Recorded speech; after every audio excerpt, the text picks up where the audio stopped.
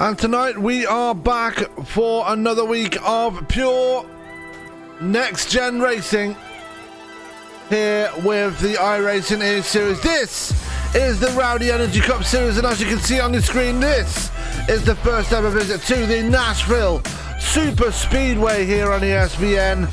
And what a momentous occasion. This is our first ever visit to this fantastic location. And what a race it should be anyway. We should be joined by Tony Trapasso, but firstly, my name is Sam Cooper Bennett here with you from ESPN Towers. And looking forward to another great race here tonight. 15 drivers set to take the green for this one, and lots of racing action here to come. Two new drivers on the field here tonight. Henry Wyndham is out there. We've got Mason Thompson as well making his debut, so we're looking forward to see how they react out on the track as we go down to the track right now. And we're going to see who is where and what is going on as we look at Elijah Innes. Just, oh dear, having a bit of an incident right there, but you can see we are through the tribal. Now, an interesting fact about this track is that this track is actually not as new as people think it is. It might be new to the iRacing service, but it's definitely not new to the world of motor racing. This track started out as actually an IndyCar track back in 2002, I think it was built, and has been lying dormant ever since, pretty much until this year when NASCAR decided to make its debut this past weekend, and now they are here for this one once again as qualifying about to begin for this race. As joining me in the booth right now is one Mr. Tony Trapasso. And Tony, I was just talking about how this place just started out as an IndyCar track, and now NASCAR taking over the reins here. Well, I mean, this track has a lot of history to it. As a matter of fact, all of Nashville has a lot of racing history. As a matter of fact, if you go back to the 60s, there was and I'm drawing a blank as to which one of the performers at the Grand Ole Opry used to race at the old Nashville Fairgrounds track. So all of Nashville has a lot of racing history to it. A lot of it full-fendered stock car stuff. You know, it's good to see that they're using this track again. You know, it had laid dormant for a while, as you said, and I know that there were a lot of very unhappy local residents when this track did. Why can I not find the session? IRES, it starts with. But yeah, it's oh, there it is. Yeah, IndyCar came in for a couple of years and then they just disappeared. They just didn't seem to dislike the track for some reason. This track isn't really suited for IndyCar racing. You know, it was like the if you remember back to when they first decided to try to go to the Texas Motor Speedway, drivers were suffering from vertigo there. And I dare say it's probably a very similar feeling when they tried to come here as well, due to the tight confines of the track, due to the high banking, the high speeds that an IndyCar would generate around this place. You know, there's tracks suited for IndyCars and there's tracks suited for tin tops, if you will, as they're sometimes referred to here in the States, full-fendered stock car style stuff, and even wheel and modifieds. But you know, this track has a lot of history to it, and you know, it's good to see it coming back. Yeah, and it's good to see NASCAR have taken over the reins here, as I almost mentioned. A bit of a detail about the track. It's a 1.5 mile cookie cutter, as we normally call them, but the surface is a lot different to what you'd normally expect from one of these cookie cutter tracks. It is concrete out there instead of asphalt. Think of it as Bristol on steroids. Or Dover. No, even more so. Yeah, Dover, Bristol, any one of the concrete cathedrals that NASCAR goes to on a yearly basis. And they kind of have to. Where this track is located, if they made it out of normal asphalt, like pit road is made out of, the track wouldn't last because of the heat index that they can get in the greater Nashville metroplex during the summertime. Asphalt would melt. And just ask anybody that's driven down I-40 or I-81 going through that general vicinity. You don't want to be on asphalt when it's 104 degrees in the shade. No, you don't. It kind of melts in the hot sun. So, and Tennessee is generally a hot state during the summer, just like many other states. But Tennessee is I hate saying it this way, but Tennessee generates kind of a different heat. It's kind of like a tropical heat, so to speak. So, it's very muggy. Yeah. So it's very much a different prospect here. So I'm just gonna do this for a second, and I don't know what I just did, but I will fix it. 1 second. Oh, I shut down the session. Never mind.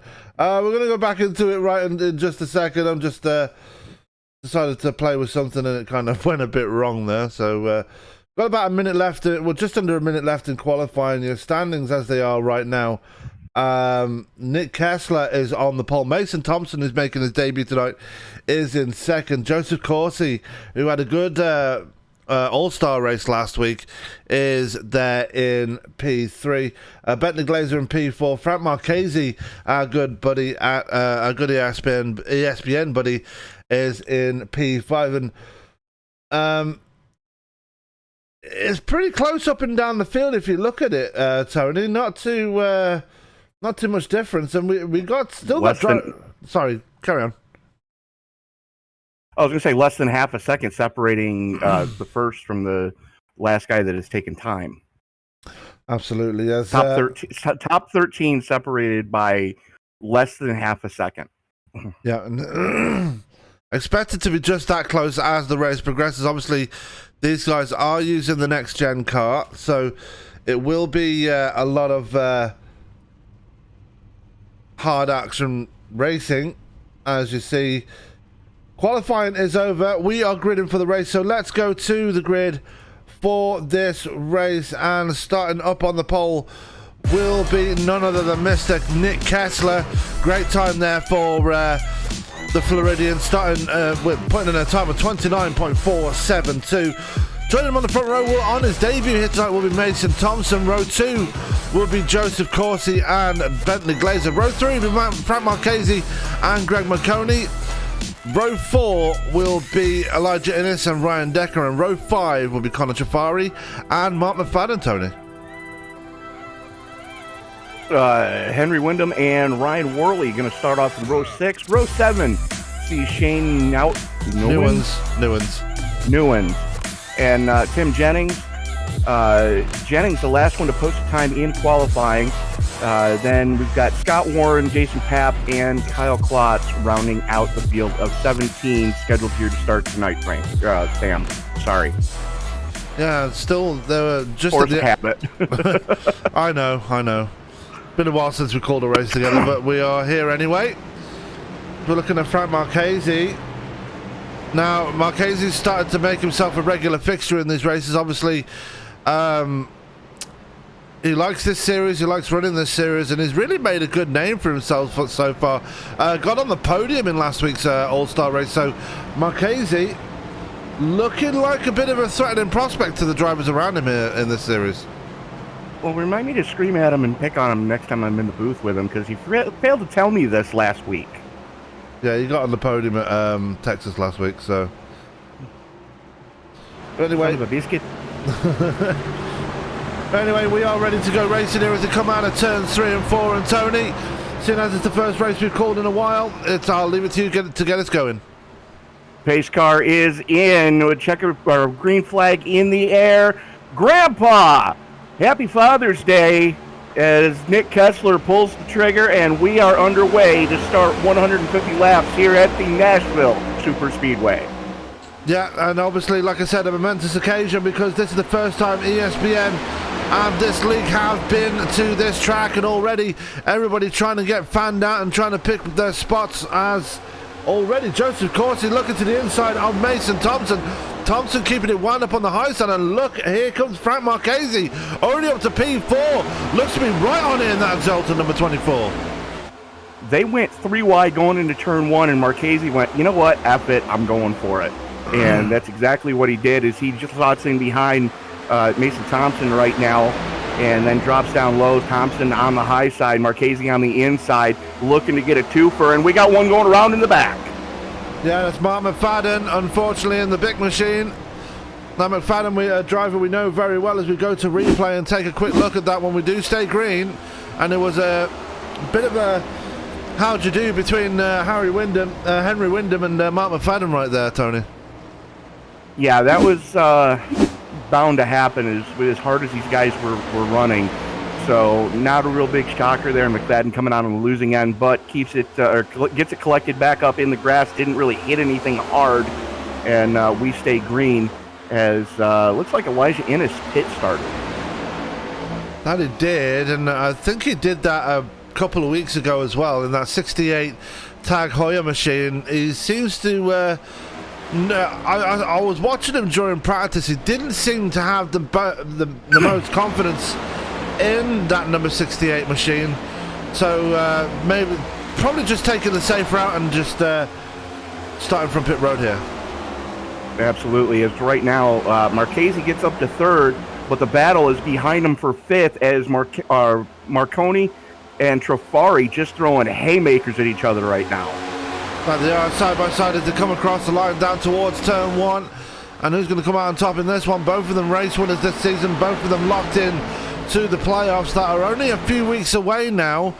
So, and we've got a new leader. We do, and that's Joseph Corsi in the lead. And Corsi put a good name for himself last week in the All-Star race. Obviously, last week it didn't count for points. This week it does, as here comes Marchese trying to pick up another spot. Nick Kessler having big connection issues right now as he disappeared through the entirety of turn number 4. That's got to be scary for everybody that's around him right now as Marchese slides up into second place. Thompson follows him through as Kessler continues to have the blinkies. Yeah, and Trafari going to try and follow him through as well. McConey, the only one that's stuck up on that high side behind Kessler. Bentley Glazer right there as well, and you can never count out that number 16. He's always there in the conversation when it comes to race wins in any series that he's ever been in. Obviously, we've seen him in Sim Racers Edge, we've seen him in Western States Racing League. This guy is a fixture in a lot of leagues on our channel. I've noticed that. We may want to put something on his car. Yeah, maybe. But right now, if you take a look, there's a definite pack forming as you got your top 8 throw a blanket over them right now, with Glazer being the caboose in that freight train, and then you've got Ryan Worley just getting passed by Tim Jennings for 9th, almost 2 seconds to the rear. Yeah, and that's a bit of a gap they've got to make up there. They're probably going to need a caution to make up that gap. Obviously, at some point, this close racing that we're seeing right now will start to fade away, and I'm wondering if that gap was caused by the incident between Wyndham and McFadden, because you don't normally see gaps open up this big this early into a race. Well, there's another gap back behind Jason Papp in the ace, and that does have a almost 3 second gap back to Henry Wyndham, then another 2.5 back to Mark McFadden, and then Elijah Ennis still trying to play catch-up after starting down pit road. Whoa, okay, Nick Kessler way off the pace right now, trying to get his connection issues fixed. Yeah, and that's discretion being the better part of valor for Kessler. He is very much a gentleman driver, and he will, if he knows that he's got bad connection, he will back off and try and fix it, and that's exactly what he's done here tonight, as Marchese trying to look to the inside of Corsi as they come through turns 1 and 2. Frank Marchese's looking hungry here tonight. Absolutely. I'm thinking that the move to California really did him good, kind of refreshed his outlook on life, as he is looking very racy right now, all over and filling the rearview mirror of Joseph Corsi. To the inside, coming across the stripe, give that one to Corsi by, wow, only 14 thousandths of a second. Marchese with a nose out front as they haul through the 1-2 complex. We've got a new leader, Frank Marchese, in the Alta 24. Yeah, great move there by the 24, but of course he's going to come right back at him. He's going to dive it down to the inside and take the lead back away. So Marchese led the race for about a corner and a straight, and now Marchese is going to be back on the offensive once again. Connor Trafari making the most progress, though. He is already up 5 spots and into P4 there, Tony. And starting to put a little bit of a gap between himself and Greg Marconi. Now, Marconi has been around this long enough, almost 3 wide there for a second there with Trafari, but Marconi's been around long enough to know that these heavy stock cars, you need to really be mindful of the tire wear. And with this new car and the new tires and the new rims that they're running, it's a completely different animal than what these guys are used to or have been used to for the past few years. Yeah, Marconi and Trafari are going to have a lot on their mind with regards to what's coming up on Friday. Obviously, the big finale of the Circle B Diecast Super Speedway Series. Both of them into the final 4, which was confirmed this past Friday. And yeah, they're racing very well right now, but they're going to have that in the back of their mind. It's going to be very difficult to try and separate the two from each other, as they're still trying to make up progress right now. Trafari up to 3rd now. Yeah, absolutely. Trafari on a real charge right now, trying to make something happen to the inside of Mason Thompson, but the battling going down with those guys are letting the leaders get away, as there's almost a half a second gap between Marchese in 2nd and Thompson in 3rd. Yeah, Marchese absolutely glued to the back of that number 3 machine as they come through the trial. Well, once again, the complete lap 14. We're on lap 15 of 150.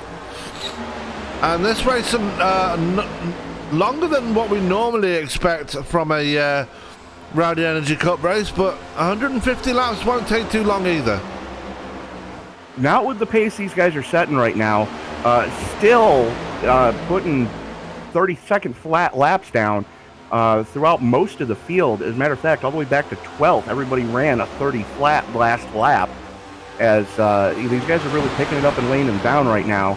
And we're already 15 in the books, as Marchese, to the point, give him the point for leading that last lap, as now he has his rearview mirrors filled with Joseph Corsi. Yeah, and Corsi will not let that one die down easily. He was very much, like I said, a fixture last week at Texas, and making himself known again this time around as Mason Thompson back up to 3rd. Trafari's starting to tail off a little bit now. He has Marconi for company on his outside, and Ryan Decker right there in the Oreos, number 13, is with them as well as Bentley Glazer. So this pack's starting to bunch up again ever so slightly here, Tony. Yeah, absolutely. Throw a blanket over the top 7, as you're over 2 seconds back to 8th place Scott Warren in the 76, as this battle up in the front is just hot and heavy right now. And drag race to the stripe, give that one to Marchese by 18 1/1000ths of a second. Basically the distance from the front bumper to the start of the wheel opening. Oh, and of course, Corsi got absolutely squeezed out right there by Thompson and Marchese. Neither of them were going to give it up. Mason forcing the 3 wide there, and now Corsi got some making up to do. Now he's in a 3 wide situation with Trafari, and Decker manages to come out the winner in that one, but definitely a scary moment for the 3. Yeah, that was definitely a first you say it, then you do it kind of moment, if you follow my drift. But these guys, just no quarter asked for, no quarter given, as they're racing this out like it's the last lap, and we're only 19 laps into this thing currently, as Thompson and Marchese still in lockstep coming out of turn number 4. Drag race to the stripe, Marchese with a nose out front again. So one more in the books for Marchese, as Thompson trying to make some headway on the inside. And I got to think that with the banking of this track, the only thing Thompson's doing right now is just beating the hell out of his right front tire. Yeah, and that is probably exactly what's happening. Obviously, the banking very much on par with other abrasive tracks like Las Vegas and Atlanta, so it's going to be really tough on the tires. And also, it's the fact that you've got the concrete there as well. It's even more abrasive, like we mentioned, asphalt, and it's going to be even worse on the tires, as Marchese finding himself in a bit of with a bit of breathing room now. Yeah, absolutely. He's able to get a nose out front. He's got about a 3-car length lead right now. As here comes trouble, though. That's the 12 of Greg Marconi. As we know, Marconi knows how to get around just about every track we go to. That he does, up to second place now, just ahead of Connor Trapari. Mason Thompson has fallen back ever so slightly. Ryan Decker in P5 now, and side by side behind him, Joseph Corsi still starting to fall back. I'm wondering if Corsi might have burnt the goodie off the tyres, because look at Scott Warren and Kessler, though. They've really joined this pack all of a sudden, and now they want to make their way forward. Yeah, Kessler basically drug Scott Warren with him to try to reel these guys in. As what was a 7-car battle is now a 9-car battle, as Bentley Glazer's still the caboose in this freight train, as it's not that far back to Ryan Worley now in the 00, as he was well over 3 seconds back, and now he's only about a second and a quarter off of Glazer. That he is, and there is the 00 and the 51, the 51 being Timothy Jennings right behind him. Kyle Klotz there in P12, he's made his way up for the fill from shotgun in that Rowdy Energy Toyota Camry. He's got Shane Newens and the Valvoline number 98 behind him, but at the front, still all Frank Marchese, as he's now got about half a second gap over Greg Marconi. It's a very decent gap there for Marchese. Just needs to concentrate at this point before the pit stops come along. Absolutely. As Mason Thompson was having a little bit of trouble there, they were 3 wide coming off of 2. Nick Kessler taking evasive action, as he's got his rearview mirror filled with the 76 War Machine of Scott Warren, as they're still trying to make some headway here. It looks like Kessler's connection issues have solved themselves, as these guys are still jockeying for position like it was the closing laps of this thing, and we're only working lap 25 of 150. Scott Warren's been in the wall somewhere, because he's shown a lot of right side damage, but still able to hang with these guys, and not too bad either. But again, this, like I said, it's not Scott Warren, it's actually Mason Thompson who's got the right side damage. I apologize. He's the one showing the damage. He's been up in the wall somewhere. I didn't really see it. That would explain why he's gone from battling for the lead to trying to hang on in the top 10. A lot of damage on that 88 right now. As in front of him, they're still trying to drive down the freeway at rush hour. Yeah, lap 27 we are on now, of 150. You've got to be thinking the green flag pit stops are not too far away in this one, and this will be interesting to see how this one pans out, because I've seen the pit entry to this track, and it's not your most conventional of pit entries here at Nashville. No, this one's actually more difficult to get onto and off of than Chicagoland is.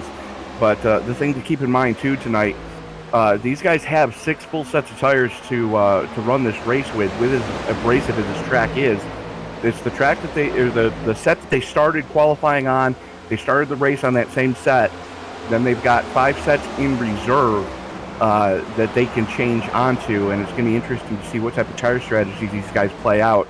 Now, with as abrasive as this track has shown to be, both in the real world and sim world, it would surprise me if everybody did not take 4 tires at every opportune time that they could.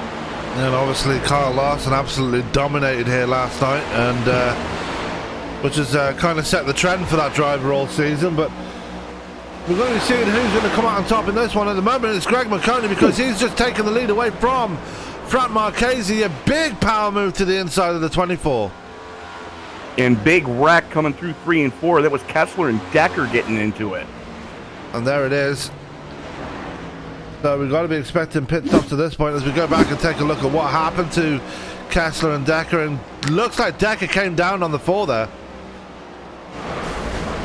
Decker tried to make a move on the 76 of Warren. The only problem was Nick Kessler was there, and they just got hooked. They did, and Kessler getting the worst of that one, as he's gone off track again, trying to make it back to pit road, and unfortunately, more bad luck there for the number 4. He is First those connection issues, now he gets taken out by a move that was, well, that shouldn't really have happened. Well, I mean, it is early, and I understand everybody's trying to make as much time up as they can. But yeah, that was one of those deals where the spotter should have told Decker that Kessler was there and just let him go.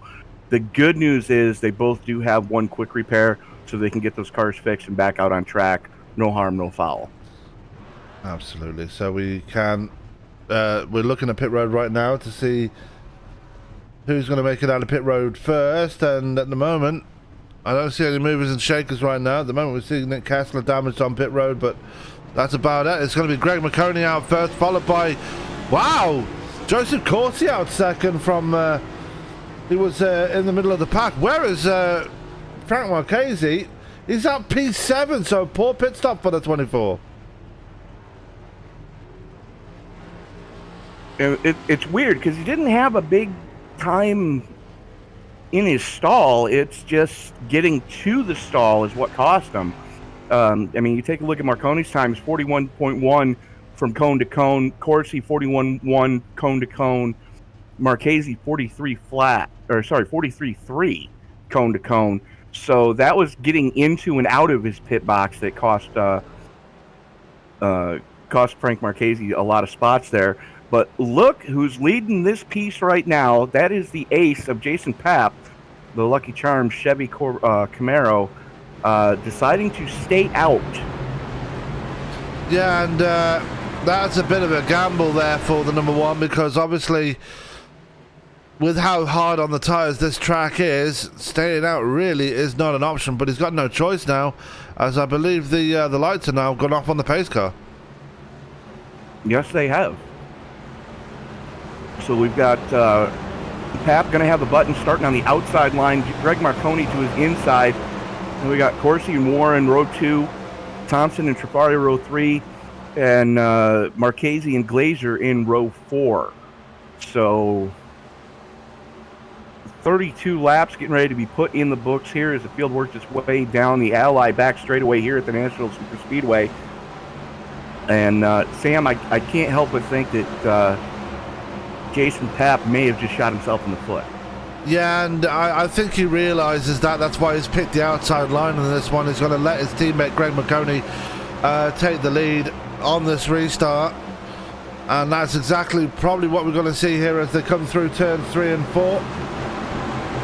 And pace car will make the left turn on towards pit road, and we will get this thing going once again, as there goes the pace car. Green flag going to fly right about now, and we are racing once again here at Nashville, and you can see it already. Jason Papp going to that very high line and getting well out of the way of this one. Big tire spin by Papp that stacked up Warren behind him, and all hell just about broke loose as Papp falling to the back like a stone right now, as Marconi out front, as Marchese trying to make some moves on the 76 of Warren as they haul it through the 3-4 complex. Yeah, Marchese trying to make up for lost ground and drop to P7 after those pit stops right there, but now moving up to P4, so good recovery so far by the 24 as they come flying through turns 1 and 2. Shane Newen's currently bringing up the field, and Timothy Jennings back in pit road. I think he's got a penalty for a restart violation right there. I believe you might be right. He did pass before the start-finish line to the inside, as it really got shuffled up on that outside lane. But look who's making a move right now in the 19.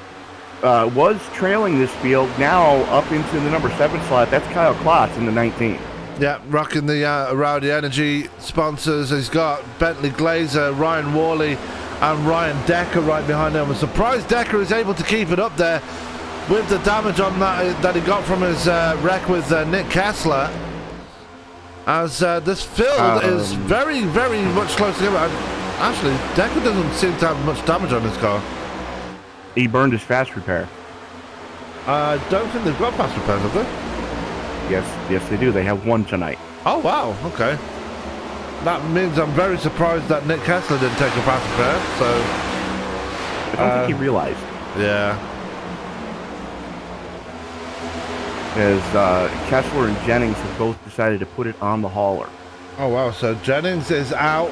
Wyndham is out as well, I believe. Yes. We've had 3 retirements already. Only 14 drivers remaining in this race. And we're looking at Connor Trafari right now. He's a driver that's had a very impressive season so far in both series. Looking to win a championship on Friday. Looking to gain himself as many bonus points before the playoff series comes along, and running in P5 right now, using the apron to get around Scott Warren right now, and to great effect. He moves his way ahead of that. This is War number 76. He's going to be looking to the back of Frank Marchese, who's now on to P4. We've got Mason Thompson making another run for it up to second.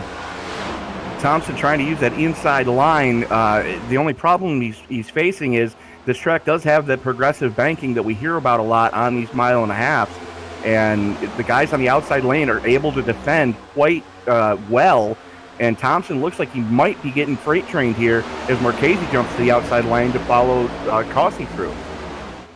Absolutely, as Thompson falling back again, as Marchese going to look to the outside.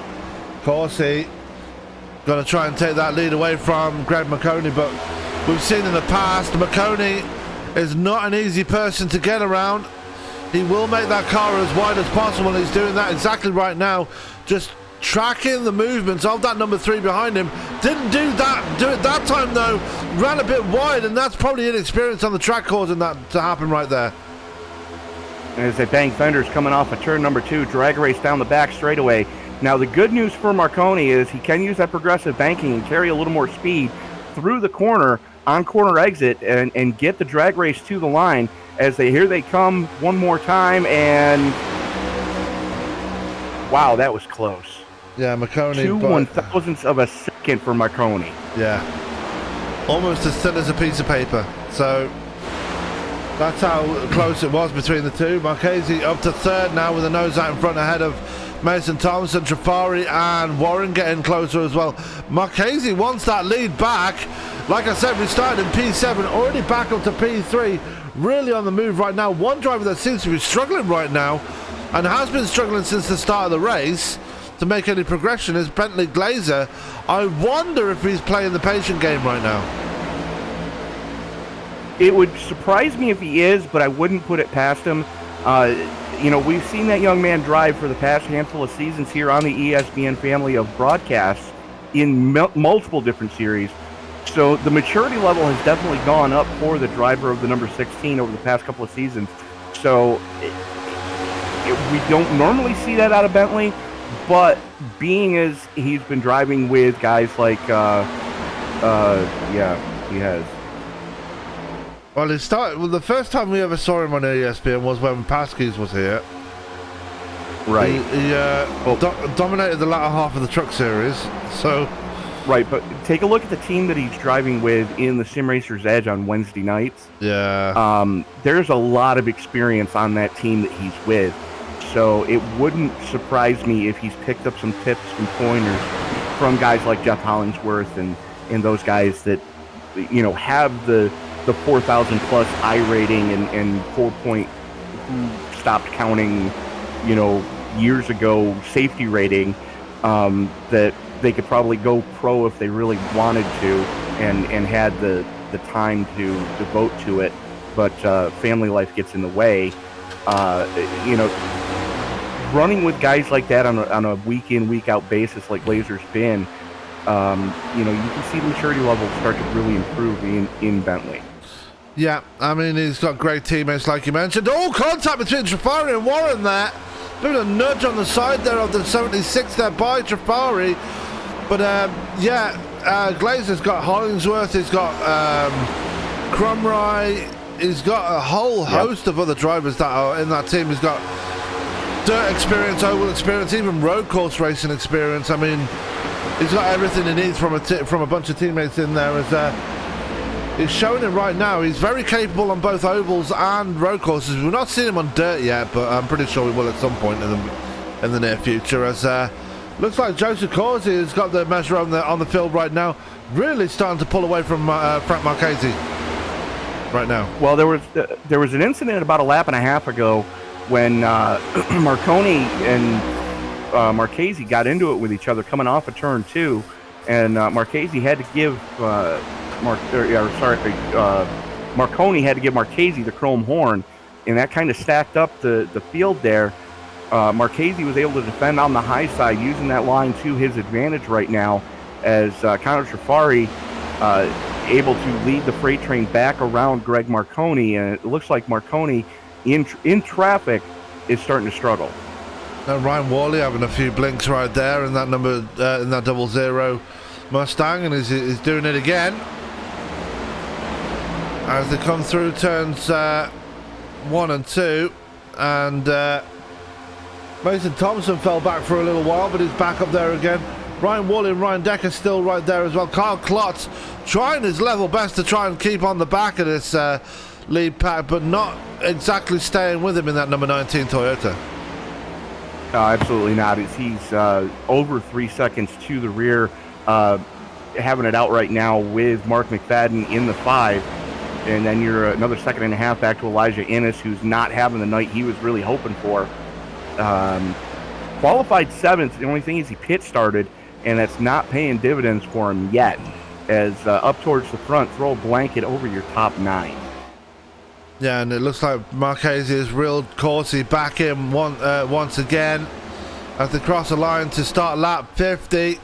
And when they come back around once again, will be 100 laps to go. Obviously halfway is at the end of lap 75, so we'll be looking forward to that one. But at the moment, still a lot of close racing, but not really any big moves, unless your name is Scott Warren, happening right now. Absolutely, as he's got these, this is War number 76 just wound up right now and really taking it to Decker, as they're just throwing haymakers at each other for the number 7 slot. Yeah, Ryan Worley's able to get ahead of those ones, and he'll be hoping to link up with his teammate Greg Marconi, who's found himself all by himself right now in no man's land. He's lost the lead pack. We've got a 4-car breakaway right now. And this is where the aero starts to come into play now. We're going to see some separation here, and this is where you're going to try and have to drive the car and use that strategy to try and progress your way forward. Well, with the progressive banking here and the way that these cars draft up, you're definitely going to have to time your run. We've seen a lot of side-by-side so far, but now that we're starting to get a little spread out and we're starting to let the fresh air get more to the front splitter of these cars, when you get back behind somebody, it's going to drive like a completely different car than it was when you were in the fresh air. And it will. As we're looking at Mason Thompson right now, currently sitting in 3rd place. We've got a yellow flag out on the track, not really sure where it's at, and it's Ryan Worley that's caused it. And it looks like he's lost it coming out of turn 4 right there. Looks like he may have had some help from the blinking 00. Or, sorry, he was blinking, and I think that was a 13? Yeah. Yeah, so the second incident that that was Decker. He was blinking, and unfortunately, he reappeared inside Decker's front bumper, and around she went. Yeah, and unfortunately, that's the second incident that Ryan Decker has been involved in. It's been very unfortunate so far tonight, as Mr. Decker, hopefully it doesn't affect him too much, as we are back down pit road once again for our second round of pit stops here. So it's time for good news, bad news. Good news, a tank of fuel will last you 50 laps here. Bad news, Jason Papp is in desperate need of tires. That he is. So Jason Papp was very happy to see that caution come out, I'm pretty sure, as everybody's getting four tires, and it's going to be Mason Thompson winning the race out of pit road. Bad news for Shane Newens, though. He decided to stay out. I'm thinking he was trying to see if he could lead a lap to get that all-important bonus point. The only problem with it is he didn't get to the line in time because he was so far back. I would expect to see him come down pit road this time, especially after watching what happened to Jason Papp after the last caution. But you kind of got to wonder what's going to happen going forward with the fact that these guys only had 5 sets that they could change onto, and most of these guys have already burned through 2 sets of tires. As Newens does bring it down pit road, followed by Ryan Decker. He's going to bring it down too. That's going to hand the lead over to Mason Thompson. Now, this last pit stop has shuffled up the field once again. Bentley Glazer fallen to the back after taking a very long pit stop right there. Probably a small bathroom break there for the 16, and I can't really blame him. A long race here tonight. So Thompson, your leader. Trafari second. Corsi is now down to third. Marconi is in P4. And another difficult restart for Frank Marchese. He's now down to P6 again. I don't think that the crew got his pit road RPM set just right. And the reason I say that is because if you take a look of the guys in the top 8, Marchese was over a second slower from cone to cone than anyone else in the top 8. Yeah, and I'm pretty sure there's pit limiters on these new cars now. I could be wrong. I believe you are wrong. Yeah. I don't believe they were running a pit road speed limiter. I know iRacing does. They very well could. Yeah. With them being fuel injected and having the electronic throttle bodies on these, it would be very easy to set a pit road speed limiter in the onboard computer that these cars have now. But I don't believe NASCAR has approved that as of yet. But lights go out on the Tesla pace car as Mason Thompson going to have the button this time. Going to be restarting on the inside as Connor Trafari going to be starting to his outside. And don't look now, but you got a very hungry Joseph Carsey and a very hungry Greg Marconi starting in row number 2. So it's about to get real interesting up here, Sam. Yeah, and the driver called you Frank again. Yeah, no, he's on the track. But that is the man I'm going to be looking at on this restart, Frank Marchese. He's been very impressive on his restarts, just not able to get his pit stops hooked up right now as they come through 3 and 4. We're ready to go racing once again here, and we're looking at Frank. He's going to be starting on the outside this time, and the outside, obviously, as we've mentioned so many times here, Tony, the outside line is probably the most difficult place to restart. Absolutely, as Connor Trafari slows way down coming off of 4, and green flag comes out. They do get a decent run. Here comes Marchese on the high side, looking to make it 3 wide going into turn number 3. He does as he gets to the quarter panel of Marconi. Backs out just a little bit, and we had one car going wide in the back. I didn't quite see who that was. Looks like the 19 having problems. Yeah, had to duck down, had to chase it down to the apron right there, did the 19. And he's let Bentley Glazer by. Difficult restart for Marchese. He was stuck behind Mark McFadden for a while. Now working to his outside, coming through the tri-oval. As we got a breakaway by Mason Thompson, but Corsi already back up to P2 and putting the move on Connor Trafari to make his way up there. Absolutely, that's a complete full send-it mode move. As we're 3 wide going into turn number 3, that's Trafari is the meat in the sandwich, and that is the worst thing you can hear your spotter say in the iRacing simulator is 3 wide, you're the meat. Yeah, and he's working on the outside. He has Scott Warren working on his outside there in the This Is War number 76. So very contentious racing between the two. And Frank Marchese will be looking at that one with great interest to see if he's going to be able to pick anything up from it. But the answer is no, because they get it figured out. Connor Trafari just about holds on to 3rd, and now is looking on the back of that number 3 for 2nd place again. Absolutely, and if you're Mason Thompson in the 88, you're looking in your rearview mirror going, yeah, go ahead, guys, just beat the hell out of each other. I'm just going to walk away, as he is already stretched out a half a second lead. about 4 car lengths, 5 car lengths to the good over the 3 of Corsi. Corsi has the rearview mirrors filled with that 48 of Trifari, and Trifari's got to wonder what's going on with Scott Warren right now, as Warren is backing up to get a run on him. Yeah, Warren is another one of those hungry drivers. He won the season opener at Daytona, has not won a race since. The driver right behind him would love to get a race win. He's been chomping at the bit since he started running in the series, and we'll be looking to do the same again as he looks to the inside of Scott Warren. Frank Marchese again looking to move his way forward, not able to get the move done just yet as they come down the LI backstretch. Marchese looking real racy in that Exalta number 24, as still in lockstep with Scott Warren.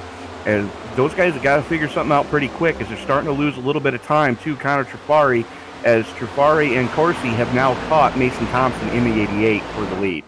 Yeah, it was only a matter of time before they got it figured out, and they did catch the number 88 as they come down the backstretch once again. And Trifari just doing his level best to hold on. He's going to make a big move, though, on Thompson. And Thompson just shuts the door in his face. Very wise to that move. That was coming to the inside of the number 88. Well, heads-up driving from Joseph Corsi, too, is he was on the inside, kind of saw it coming, and wisely backed out of it just a little bit. Lost a tick of momentum, about a car length and a half, to Trifari, as Trifari just filling the rear mirrors of Thompson right now. Meanwhile, at the back, Bentley Glazer working on Jason Papp for the number 8 slot. And I believe Jason Papp actually took that position away from Bentley Glazer just there. So Papp on the move. He's on fresh tyres now, so he's got the freedom to do so. And he's already pulling away from Bentley Glazer. So the problem's still going on for that number 16. Not really sure what's going on. Mark McFadden running very strong in the top 10 as well. So he's having a good run so far. Well, Sam, let me ask you this. This is a fixed setup lead, correct? Yes. The setup might not really fall into Glazer's wheelhouse of being comfortable with how the setup's handling, so he's probably having to play a lot with the brake bias adjustment to try to get that car to turn. As wow, Scott Warren just disappeared and luckily did not reappear inside Frank Marchese's 24.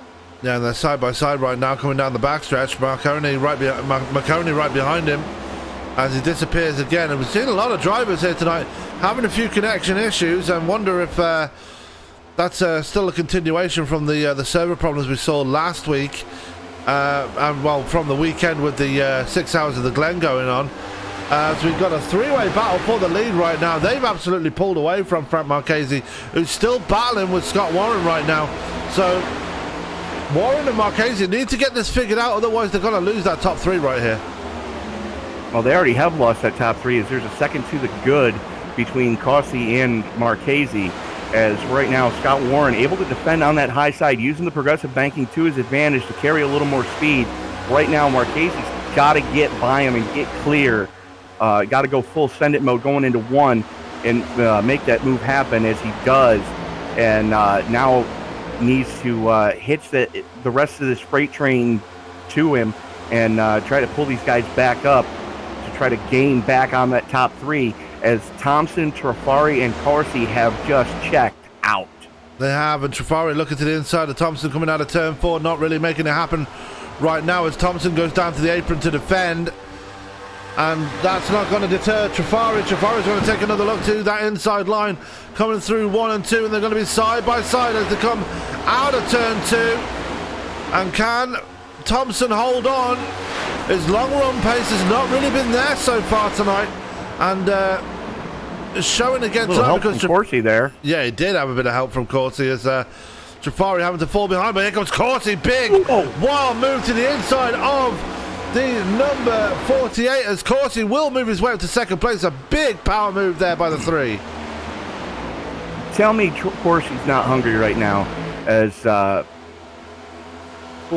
I mean, that was just a wild move coming off of 4. Killed all his momentum coming off of 2, though, and it lets Trifari get back by him with a nose out front going through 3 and 4. Meanwhile, Mason Thompson has stretched it out to about 2.5, 3 car lengths to the good over this battle for second between Trifari and Corsi. And the battle still rages on between, and here comes Jason Papp, right there with his teammate.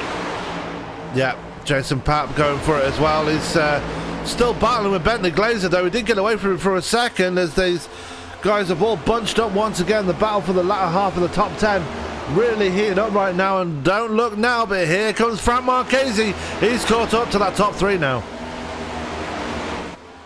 Absolutely, as Marchese was able to get clear of the 76 of Scott Warren, who is just continuing to backslide right now, just barely able to stay in the top 10 as he's slugging it out with the 5 of McFadden. Is Marchese now filling the rearview mirrors of Joseph Corsi right now, trying to figure out what he's got to do to get back by these guys and back into the clean air. Yeah. As they come through turns 3 and 4 now, we'll be looking to start lap 72, almost at halfway. And for those that are just joining us here, we've had 2 cautions already, one involving Ryan Decker and Nick Kessler. Kessler already putting it on the hauler because of that incident. Second caution was caused because of an incident with Ryan Decker once again, and Ryan Worley involved in that one because of a connection issue. And that's about it so far. The only thing we've seen so far is just close racing between these guys, and close racing we're seeing right now as Bentley Glazer has finally decided to put his foot to the floor and is now starting to make progress. He's looking to the inside of Greg McConey. Absolutely, as those 2 guys in lockstep right now. It's Glazer on the inside, Marconi on the high side, and here comes the 76 of Warren to the inside of Marconi as well. Marconi doesn't seem to be as comfortable in that second lane as some of these other guys do. And I can't really say I blame him, because this is not a track that we've had a lot of experience at, being as it's one of the newest tracks in the iRacing servers. So the progressive banking kind of, it's the same thing that you see at some other mile-and-a-half tracks that we visit, but this track races so differently. Oh, big chopping block there by Corsi on Marchese for that 3rd place. It's very close between Trafari and Corsi as they come through turns 3 and 4. Almost contact between the 2 as they come down to the line. There's no almost about it. Yeah. It's getting close. There was contact between the 3 and the 24. Yeah, well, yeah, there was between those 2. So Marchese having to regroup there and go on the attack once he feels comfortable to do so. But side by side for second place between Trafari and Corsi, and Corsi might have the better line here, but it looks like that outside line really coming into play right there, and Trafari just keeping it wound up right there. We are 3 wide almost for second place. Marchese wisely backing out of it as he sees the gap closing, knows that there's still halfway to go as we are at the halfway point right now. Mason Thompson in the 88, almost a full second to the good over this battle for second that we've been watching between Joseph Corsi in the 3, Connor Trafari in the 48, and Frank Marchese in the 24. And then they're almost a second and 3/4 to the good over the battle for 5th between Glazer and Warren. That's true, as they're still going right at it. Everybody still battle, still little little clusters going on around the track as Jason Papp has backed off that quartet in front of him, and he's got Carl Klotz and Mark McFadden with him as well. They're going to be battling for the 9th slot right now, as Klotz is really on the back of that number 1 machine now. Papp may have caught the walls. I'm seeing a little bit of damage on the Lucky Charms number 1. He may have brushed it coming off a 2. Just a little bit of quarter panel damage on that Chevy Camaro as he's getting his rearview mirrors filled with the only Toyota Camry in the field right now. That's the Rowdy Energy number 19 of Kyle Klotz. I'm very surprised that the Camry isn't as popular as it should be. I mean, there was this controversy a couple of weeks ago that they actually nerfed the performance on the Chevrolet Camaro, and that the Toyota was probably the most powerful out of the 3 cars, and yeah, only one turned up in the Toyota, and everybody else turns up in Chevrolets here tonight. I'm still pissed off that they changed the reverse gear in these cars. Yeah. Now, for those of you wondering what the hell I'm talking about, when they first released this brand new Cup car, the next generation car that NASCAR is going to be debuting next season. When iRacing first released the car, someone found out, and I don't know how, but they found out that you could go 185 miles an hour in reverse. Let me say that again. You could go 185 miles an hour in reverse. And iRacing decided, yeah, you know what, we're going to fix that. Yeah, so you can run a full NASCAR race backwards at pretty much the same speed as they do going forwards, and yeah, that's not going to work as well. Ooh, we've just noticing a really close battle going on between Trafari and Marchese. These guys almost banging doors coming through turns 1 and 2, and they're still side by side as they're one heck of a drag race coming up the backstretch. Marchese keeping it wound up on the high side though, and no quarter asked for, no quarter given between the 48 and the 24 right now. Absolutely. As Marchese got to the line that he prefers, we've seen him make a lot of good moves on that second lane, able to get up there, hold Trafari down, kind of pinch off his speed on corner exit as Marchese gets a little bit of the blinkies coming out of turn number 2, gets finally by Trafari, gets to the clear, blinks again, and that's got to be unnerving if you're Connor Trafari. Yeah, it would be, as Bentley Glazer has started reeling these guys in as well, and Marchese needs to keep focus on that one. Trafari will probably be telling him on the radio, look dude, you're blinking, you might want to take a look at that, and he probably has. He's leveled out now, but while all that was going on, Bentley Glazer has been slowly creeping up on these two. Yeah, absolutely. As Glazer has hits the freight train to his back bumper, and he's dragged those guys back up with him. That's Scott Warren and his rear viewers, Ryan Decker and Greg Marconi, as they are almost 3.5 seconds to the good over the battle that's going on right now for 9th place between Jason Pass and Kyle Klotz.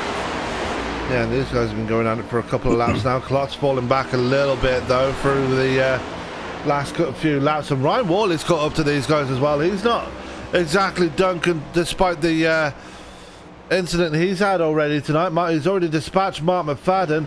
The other two drivers that are still in this race, Elijah Innes, still here somewhere. There he is down the backstretch. He's got no front end on his car. He's had a big hit somewhere.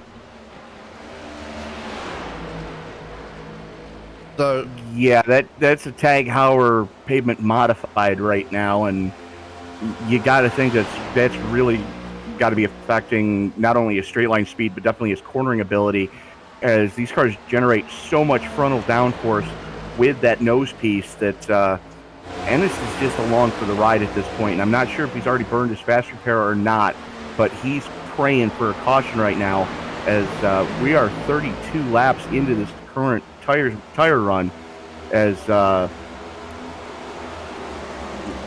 if history has shown anything, we're getting ready for somebody to step on their own junk again. That we are, and with pit stops looming, that means we are well over halfway, and we're well on our way to heading towards the end of this race. We are on lap 87 now of 150. Mason Thompson currently your leader, and by some margin he's starting to pull away now. Joseph Corsi in second place, and Frank Marchese has finally figured it out with both his connection and Connor Trafari. He's now up to third. Fourth is Connor Trafari. Fifth is Bentley Glazer. Sixth is Ryan Decker. Seventh is Greg McConey. Eighth is Scott Warren. Ninth is Jason Papa, and Ryan Worley rounds out your top 10. We're going to go and step away for just a second, take a quick commercial break. We'll be right back with more racing action here from the Nashville Super Speedway as we get set for another round of pit stops. Don't go anywhere.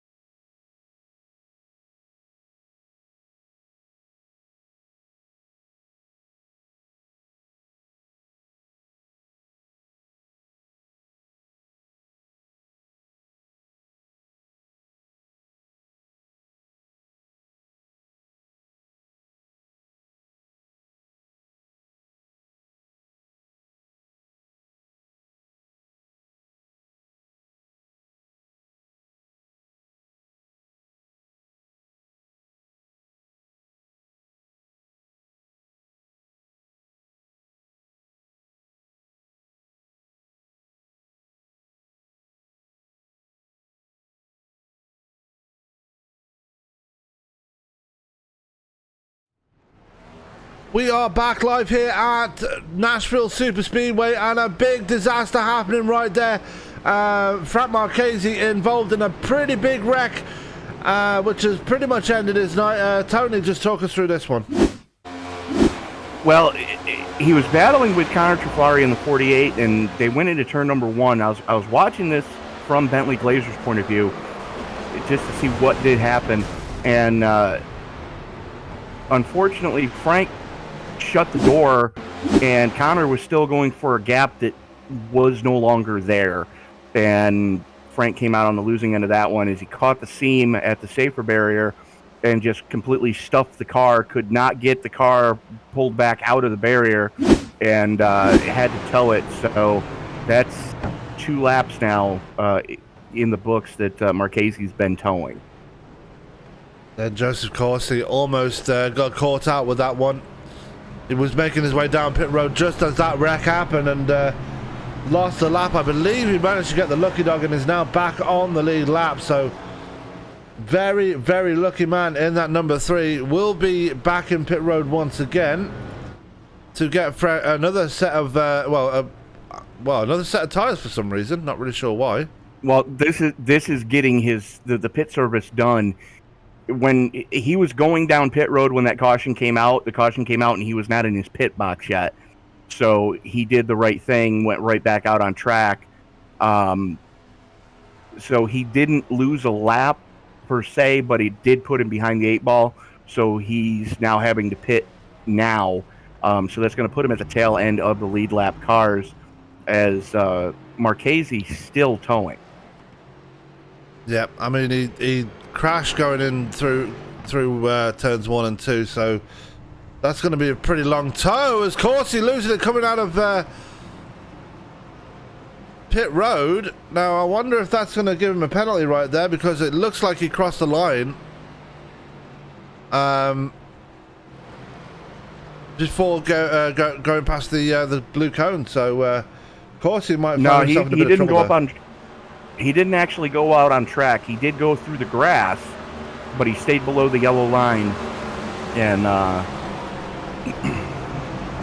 was able to stay below it until he got to the blue line at the exit of 2, which signifies merge here, just so we don't get any Kevin LePage moments anymore at some of the super speedways.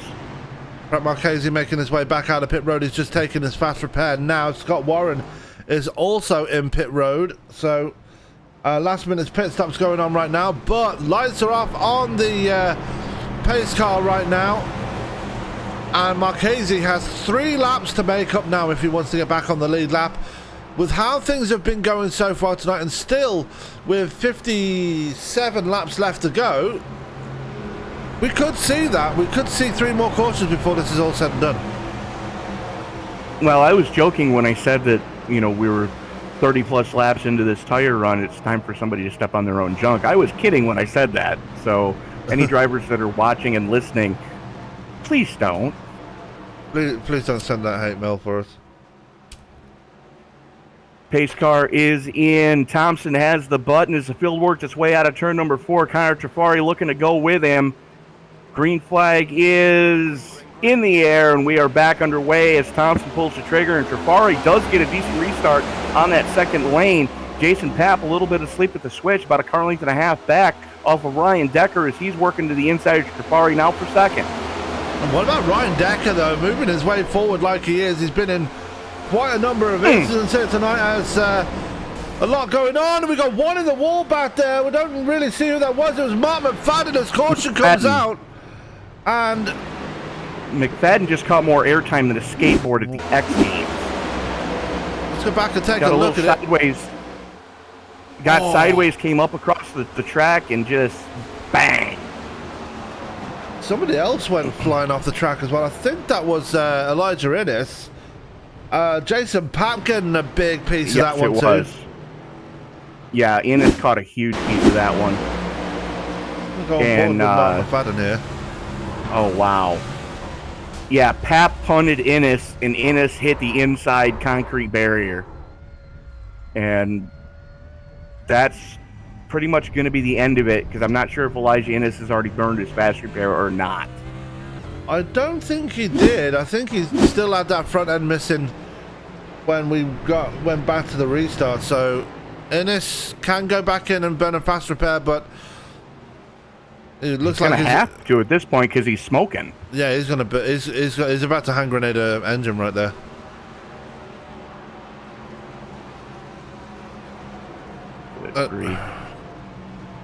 And now you can see the LS engine that sits inside the Chevrolet Camaro. I keep calling it a Camaro for some reason. I don't know why. Because you're British. That might. But you can see the new air intake on these cars is it's down into the front bumper. The previous versions had a cowl intake. Basically just below the windshield is where the air went into the engine, and you can see the two pipes on the front of that LS in the 68 right now, as Innes still not burning his fast repair. Yeah, I think he might have already burned it. I think you were right. I think he might have already burned it, so that might be night done there for the number 68, which is unfortunate. Never really got out of the blocks here tonight. Started from pit road and just been on the back foot ever since, and it's just been a tough night there for Innes.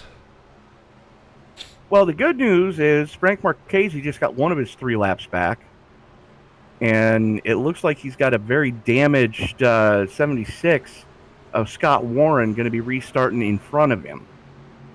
Yeah, I believe Warren has already burned his fast repair as well. You see Mark McFadden back there, he's definitely had to burn his fast repair because he was up on his lid.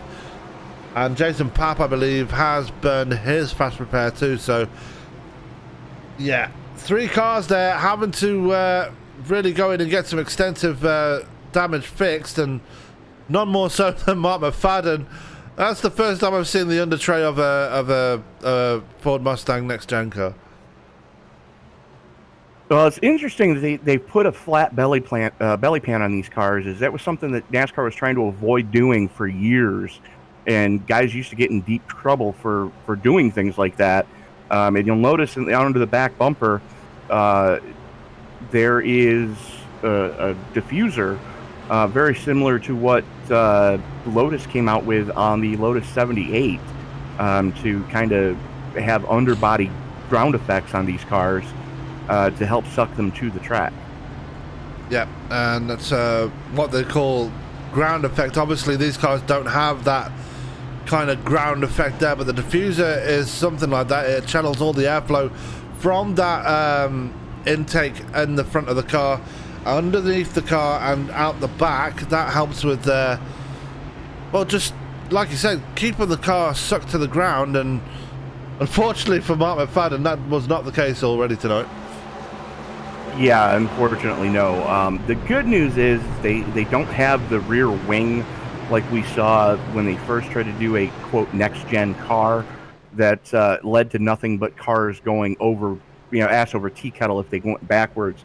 So, these cars still have the spoiler, albeit a lot smaller of a rear spoiler than we're used to seeing on Cup cars. Yeah, the only thing I don't like about these new next-gen cars is that they're very chunky. They're very bulbous in figure, if that's the right way to say it. You're not wrong, and they did that to try to give the driver more of a safety cocoon inside the car. The driver's actually sitting more towards the center than they have in previous versions of the Cup cars, to try to give them more space that should all hell break loose, the driver will be safer. Yeah, obviously these cars still have the aero flaps on the car to stop them from going head over heels, and I know the car you were talking about, it was the COT that they were trying to make the next gen car, and that was a complete failure of a car. But anyway, we go back green flag racing again. It's Mason Thompson at the front once again, and Colin Trafari right behind him too as they made their way towards turn 1. More close racing on the way. Now if I was Frank Marchese, I'd be staying well out of this one to try and get those laps back as quickly as possible. Yeah, absolutely, especially with the 19 of Kyle Klotz getting it all wrong coming out of turn number 2. Had to chase the car all over the track there. But if you look on the number 48 of Connor Trafari, he's side by side with Ryan Decker right now. You can see the damage of when he got into it with Marchese. Definite crinkle in the right front fender of the 48 tonight. Doesn't seem to be affecting him too much right now as he's making his way through turns 1 and 2, and we are 3 wide as that was Greg McConey, the meat in that sandwich right there. And he's got his teammate right to his inside, and Joseph Corsi, who's still making his way through the field right there, has Frank Marchese right on his tail. Obviously, Marchese still 2 laps down. Yeah, Marchese trying to get one of his laps back the hard way, but I think you're right. I think right now it'd just be wise for him to just sit and ride, knowing that there's going to be another caution as we are 50 to go. Thompson showing the way, car length and a half to the good over this battle for second between Marchese and Decker, as Decker filling Trafari's rearview mirror with that Oreo 13. Now has to worry about Greg Marconi, as Marconi got a great run going through 3 and 4. Yeah, and he's up to P4 right now. He's got ahead of, he's got away from Joseph Corsi as he's looking to the back of Ryan Decker right now. Decker looking strong again, as now Decker leaving the door open for Greg McConey. McConey going to try and look to that inside line coming towards turn 3. Drag race into that corner, and he's going to get the line. Just does not have the clearance right there. Still side by side with that number 13. Marconi seems to be a lot more comfortable on that inner line, as we've seen a lot of other drivers be a little more comfortable. As Corsi looks to the inside of Marconi, Marconi shuts the door going through 1 and 2. As don't look now, but here comes Bentley Glazer in the 16.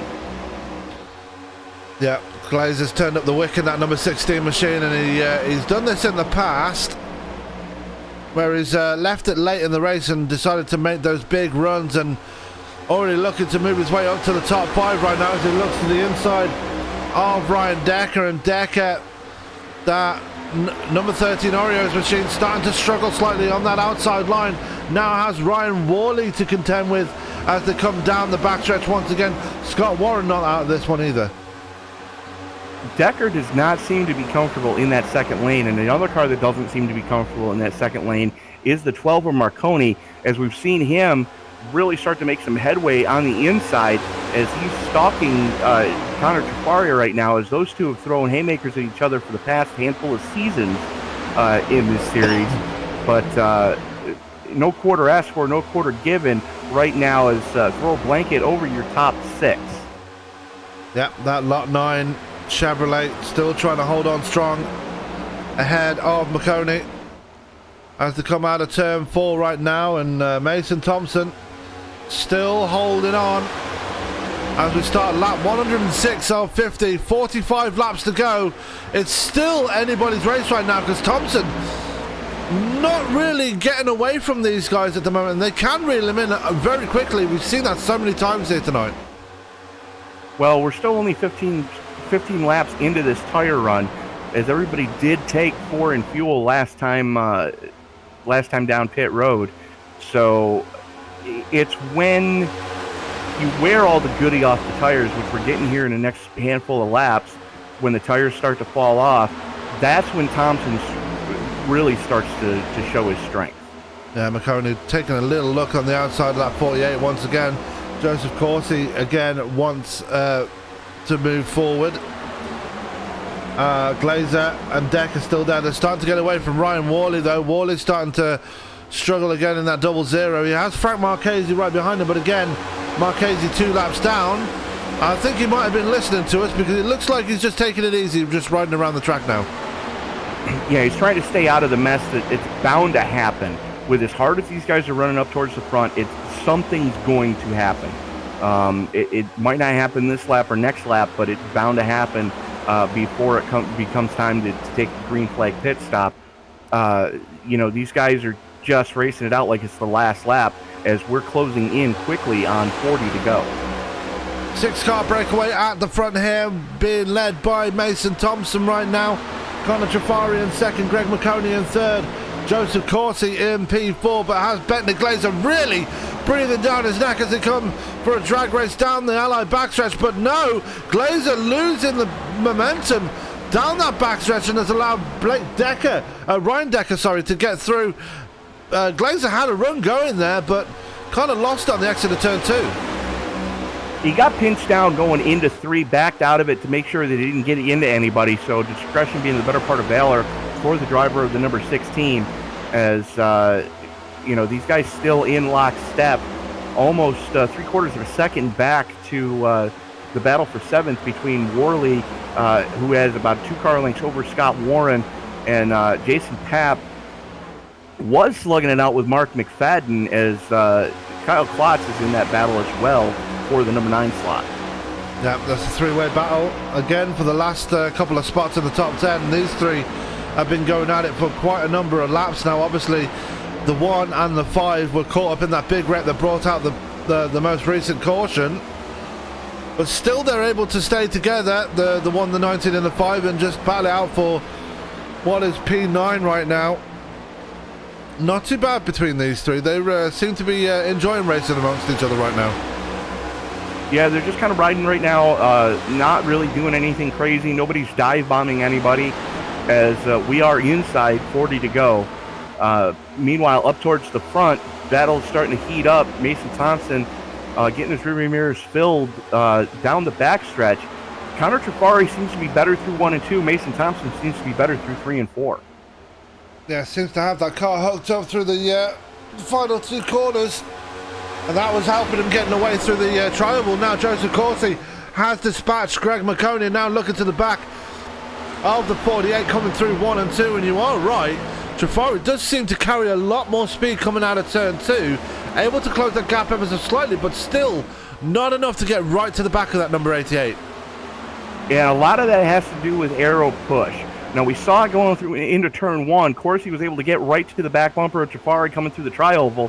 And the only thing is, the car wouldn't turn when he wanted it to going into 1, so Corsi had to back off, as Trafari, with a decent run going through the tri-oval that time, had his steam going through 1 and 2. Thompson takes the air off his front spoiler and is able to hold about a 2 car length gap between himself and Connor Trafari.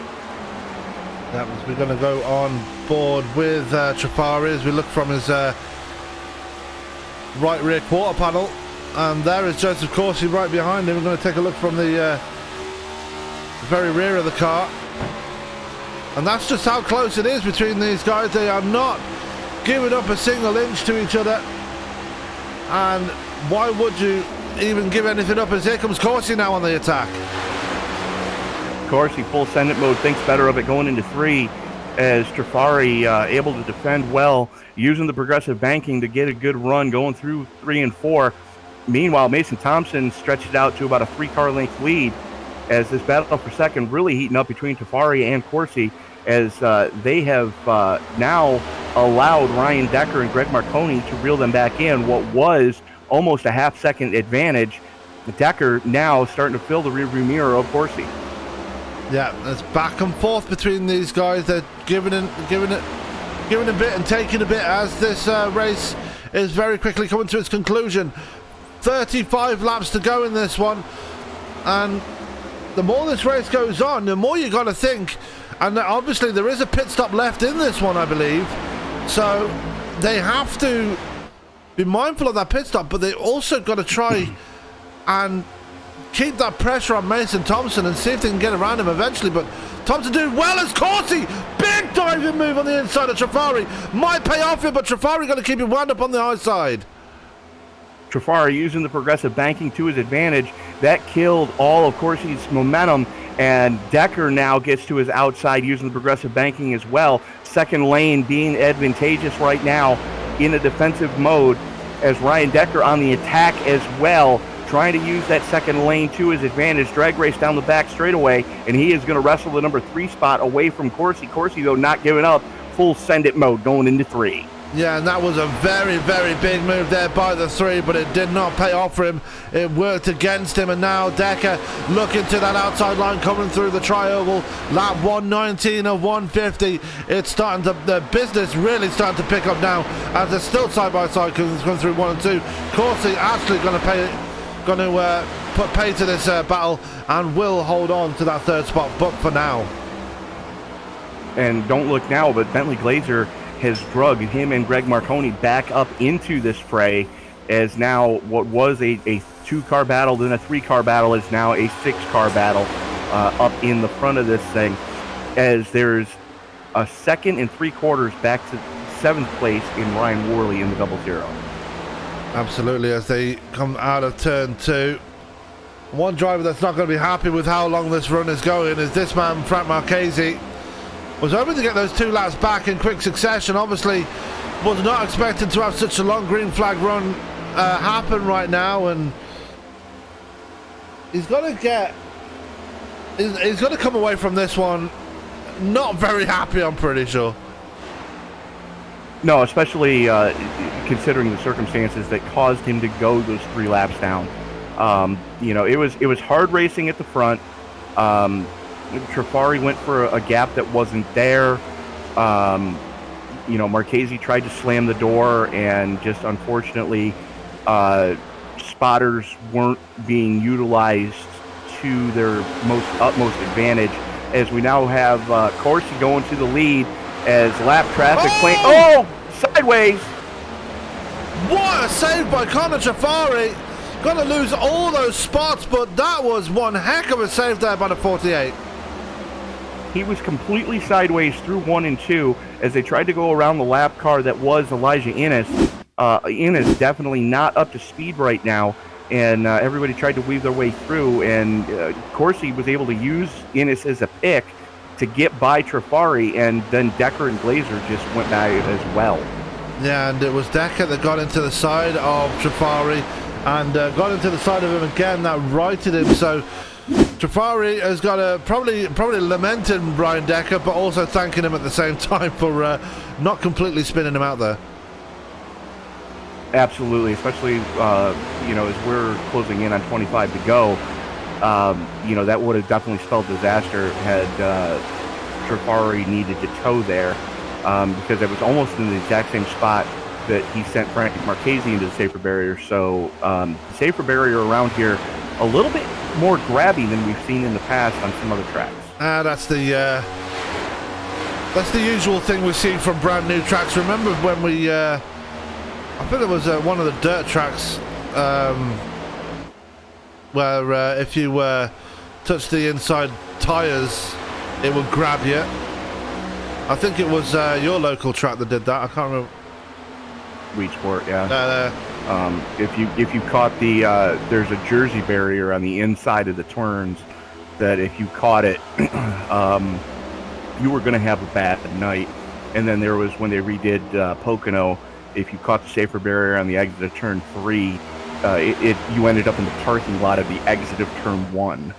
Yeah, that's what happens when new tracks come out. They have to iron out all the glitches and things like that. They did it with Weedsport eventually. You don't have that glitch anymore on that if you hit that tire on the inside, but definitely was a problem for a while, as we're seeing a battle for the lead now between Joseph Corsi and Mason Thompson now. They've broken away from Ryan Decker, who now occupies the 3rd slot with Bentley Glazer, and Greg Marconi right behind him. Absolutely. The battle for the lead heating up, the battle for 3rd heating up, as Corsi looks to the inside, side by side, coming across the stripe. Wow, that was close to the line. Give it 4 1/1000ths of a second to Corsi at the stripe. Full ascendant mode going into 1. Corsi now has the clean air in front of him, and we saw him check out last time he got into this position. That we did, and not having it all his own way this time around though, because Thompson's staying with him, not letting him get away as they come through the trial once again. We're going to be 23 laps to go.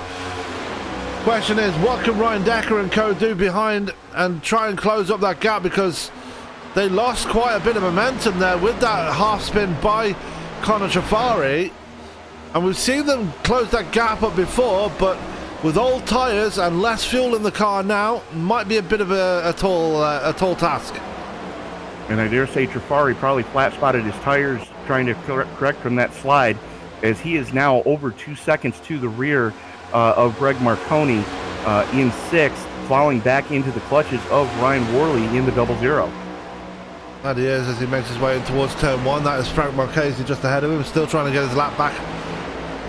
Well, one of his laps back the hard way. He's currently sitting, I believe, 6th in line, but not making any headway right now, as it looks like Ryan Decker is finally closing that gap to Thompson and Corsi. Well, he was closing the gap as Glazer throws it to his inside to take the spot away, coming across the stripe. Glazer full send it mode going into 1.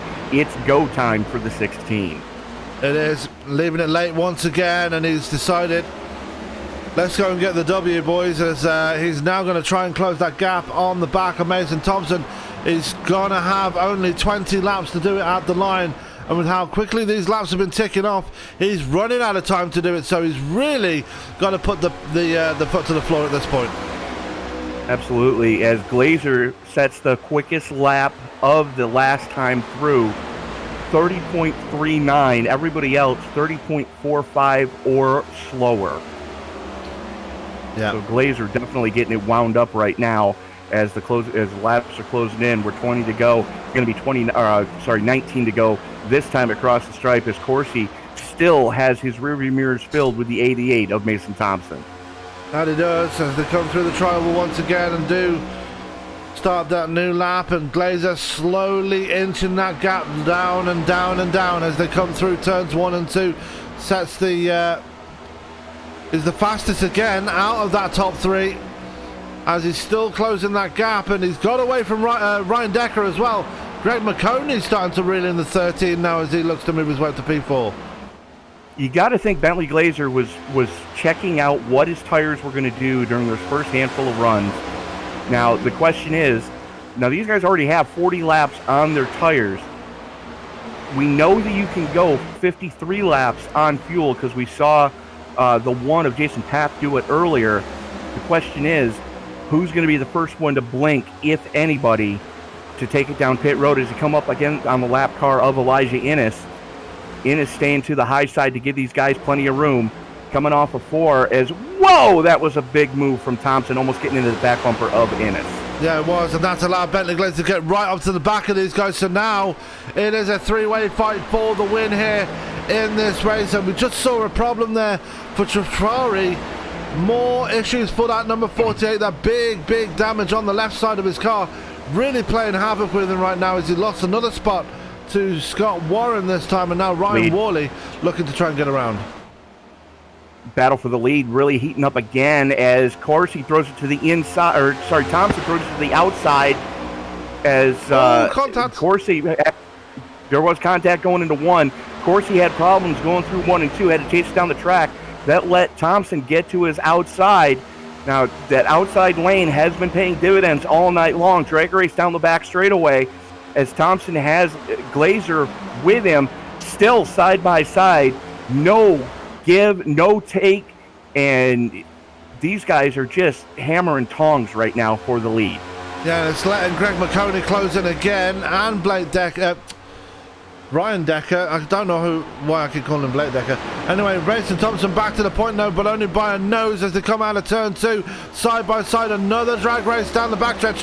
What's Bentley Glazer going to do here? He's looking very feisty in that 3rd place, just looking for an opportunity to try and put a move on these guys, but not able to happen right now, as here comes McConey. Really close that gap now and looking to the outside of the 16.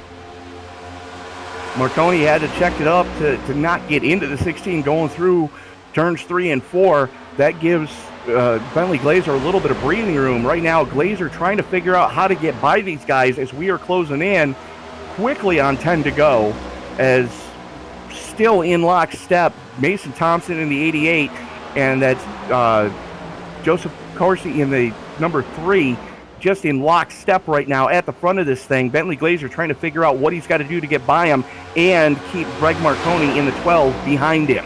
as Marconi throws it to the inside, looks to make it 3 wide, thinks better of it going into 1. Yeah, and Ryan Decker right there as well, so it's a 5-way fight for the win here tonight. As Mason Thompson has taken it away, and Corsi struggling out of turn 2. That's given an opportunity to Bentley Glazer to move his way up to second. Big power move on the outside. Bentley Glazer up to second. Now has his shot to try and take the lead away from Mason Thompson now. Glazer using that second lane to his advantage, and that's something we've seen all night long as these guys have been able to use the progressive banking here to both make passes and defend well.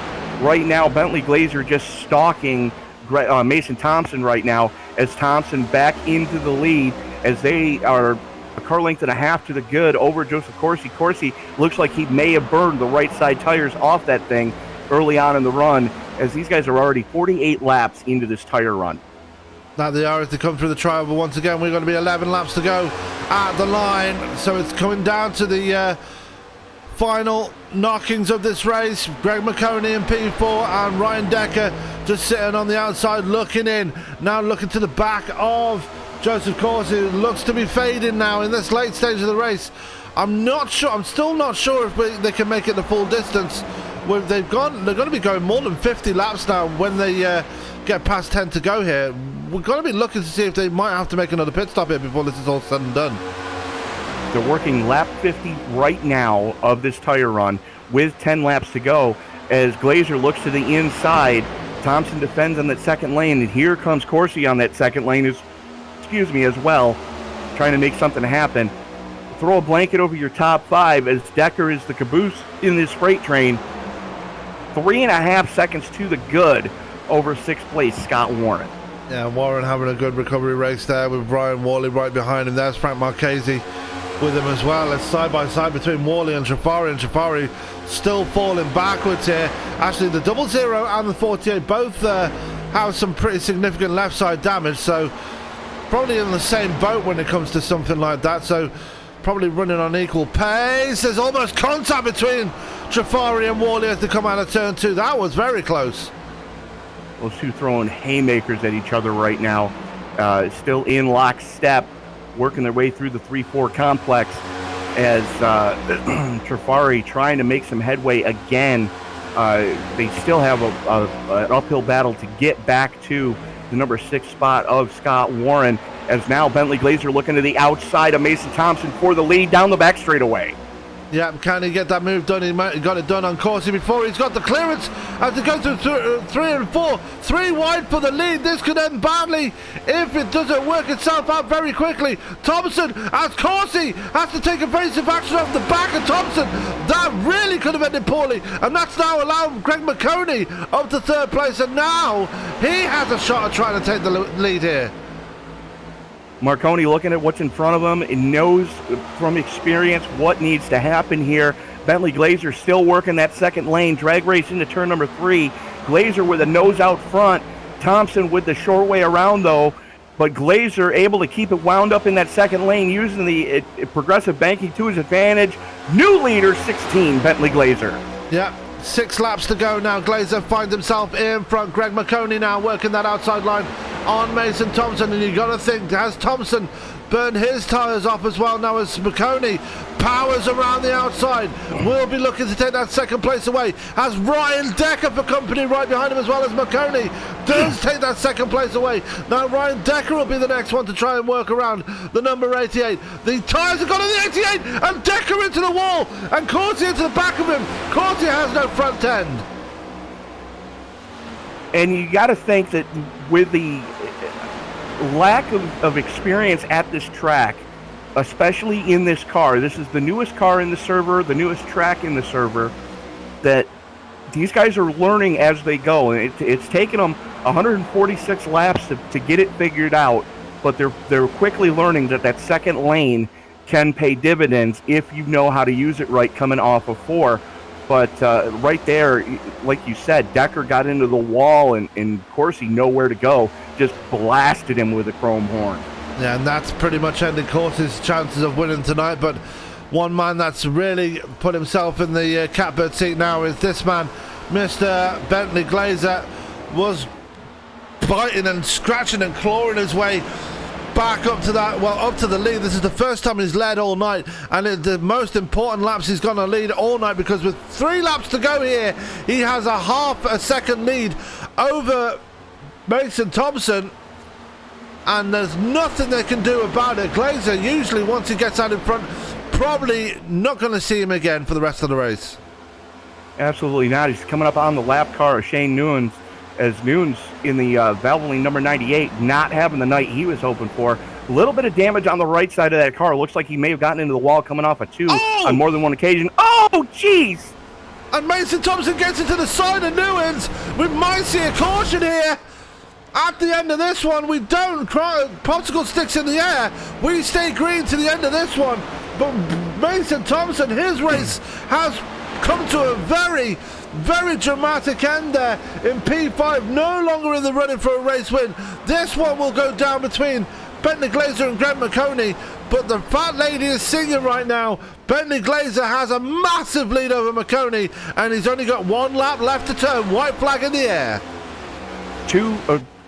1 mile and 1.5 to 1 mile and 0.3 to go for Bentley Glazer. Greg Marconi well over 12 car lengths back, not able to do anything with him, as right now the battle for the final step of the podium between Decker and Corsi. Corsi throws it to the inside, going down the back straightaway.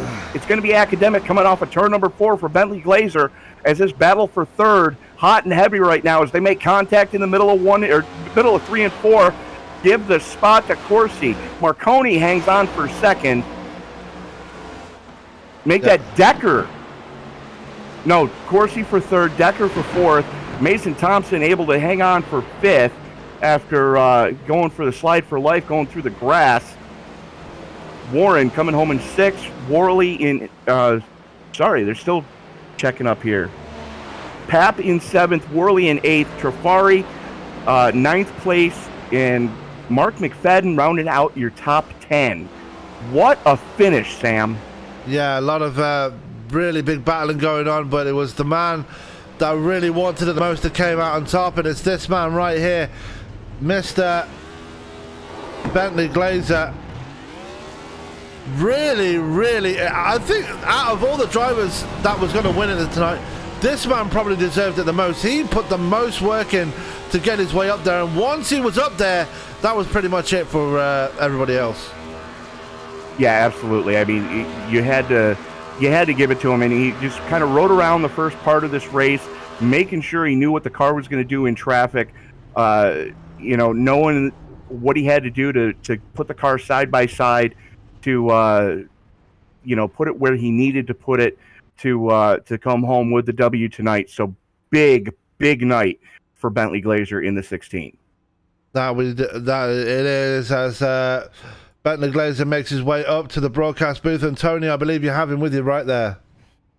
Bentley Glazer, you're as low as 15th at one point in this event, mired in the mid-pack through most of the night, but when it came time to turn on the afterburners, nobody could touch you tonight. Congratulations on the victory here at the Nashville Superspeedway, sir.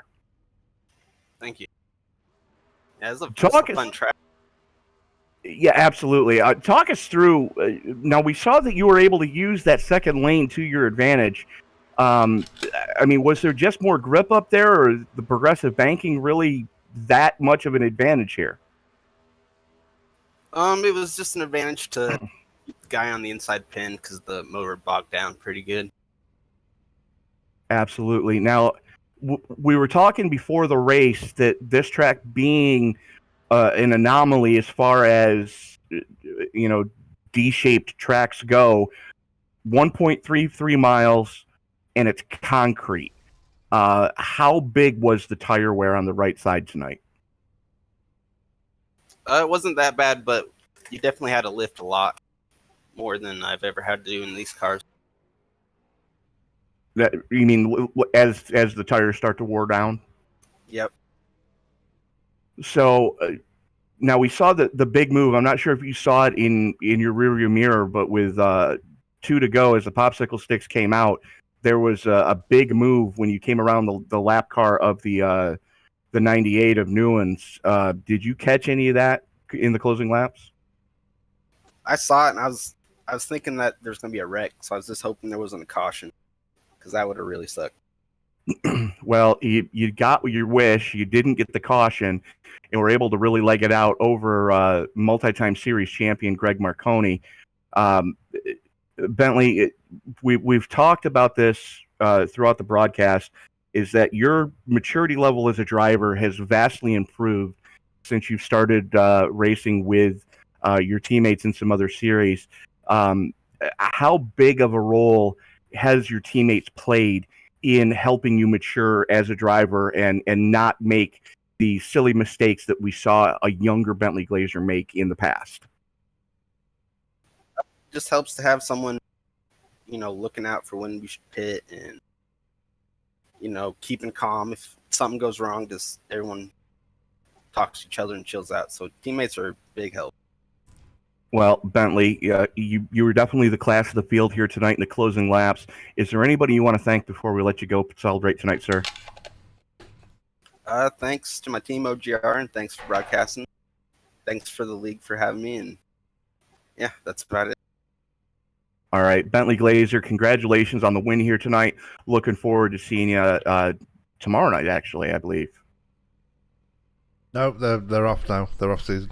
Oh, no, sorry, they're off tonight. So we'll see you Friday night. No, maybe not. I don't know. But anyway, that was Bentley Glazer joining us in the booth. I nearly moved myself right there. But joining me right now is the man that finished second, and another driver that really had to scratch and claw his way up onto the podium. And Greg, with a mind on the finale this Friday, you had that one. You just had to really fight for that one here tonight. You've got to be pretty exhausted after that. Yeah, this was an interesting one for sure. I'd never really turned maybe more than 15 laps before practice started today, and the only reason I did that is to make sure we weren't going to have anything funky with the weather and all of that. But I like this track. It's fun. It's different. Yeah, I mean, it looks like your normal cookie cutter, but obviously there's some things in there that make it stand out from the rest, obviously with the concrete racing surface and a few other things. It really seemed to separate the men from the boys here tonight, and a lot of hard racing here tonight, a lot more hard racing than you normally expect from a cookie cutter. What were you how were you able to keep it up there for the majority of this race? Because it looked very difficult to try and stay up there tonight. It is, and I think, a big part of that was the draft of these cars is huge. Even at a place like this, the draft was monstrous. I was getting runs on guys that I would be seeing, maybe at a super speedway. But it was crazy. And I mean, that's kind of what happened with Scott and I. I got such a huge run. I dove it down. I didn't think I'd get to him when I did. So that's what happened there. But the runs, and then the only way to kind of keep it going is you had to save that right front.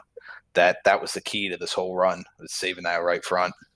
Yeah, and unfortunately for Mason Thompson and Joseph Corsi, their tyres seemed to fade away as the race came to its conclusion, and really helped you move your way up to that second spot. And you were fighting for it for a long time and managed to reap the rewards here tonight. And another podium gives you more bonus points with the playoffs in mind, and they're only a few weeks away now.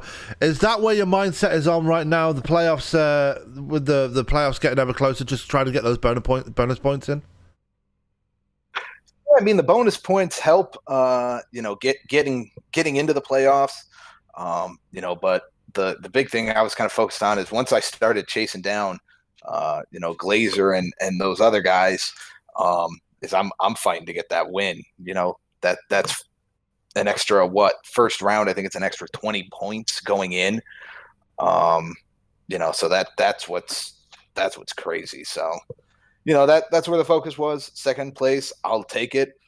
I'm certainly happy with that. There were a lot of great guys here tonight. So being able to come home second, yes, there were kind of under specific conditions with what happened ahead of me, but it was crazy. It was fun. I loved every second of it. Yeah, and the fun continues next week. We'll get talking about the big one coming this Friday, but next week we head to Pocono, a track that's a lot more familiar to you and everybody else around you as we head to the Tricky Triangle. What are your thoughts heading into that one next week? I love Pocono. I am so excited. We're going to see what's going on. There were a couple guys talking, and Jason and I are going to have a discussion this week on what we want to do. But no, I'm so excited for Pocono. I'm really looking forward to it. Absolutely. Before I let you go and give your thanks out and everything like that, just a quick word on Friday, big finale. You're in the final four. This finish here tonight probably going to give you a lot of confidence heading into that one. What's your mindset going into that big finale on Friday? Keep the car clean as long as I can, and then know where I need to be and know where those other three guys that I'm racing from GSR and Connor, Connor, Aaron, and Zach. I got to know where they are. You don't necessarily have to win the race to win the championship, but you just got to be the best of the four. So that's what I'm focused on. Focus on working with teammates, and let's go out there, have some fun, make something happen.